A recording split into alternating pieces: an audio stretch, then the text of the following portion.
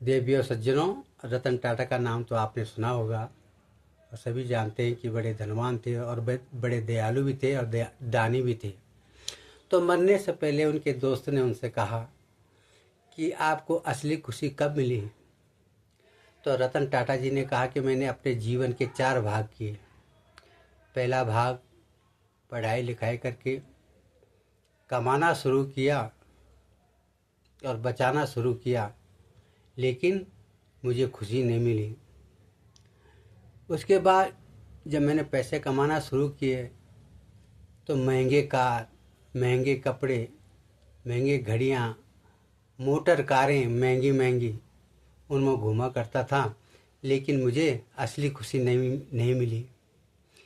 तीसरी खुशी है कि मैं एक बहुत बड़ा बिजनेसमैन बनना चाहता था और परमात्मा की कृपा से मैं जितना हो सकता था मैं बना भी, लेकिन तभी मेरे को खुशी प्राप्त नहीं हुई।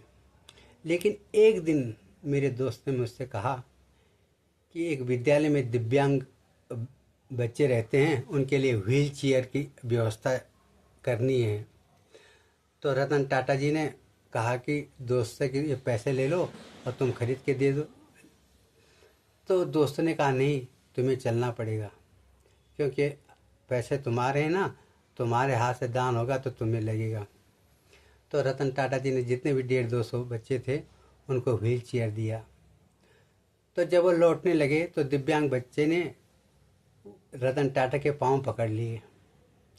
तो टाटा साहब ने कहा क्यों, कुछ और चाहिए? कहे नहीं, मुझे कुछ भी नहीं चाहिए, मैं आपका चेहरा देखना चाहता हूँ, आप दिखाइए। तो उस बच्चे ने टाटा जी ने कहा कि तुम मेरा मुख क्यों देखना चाहते हो?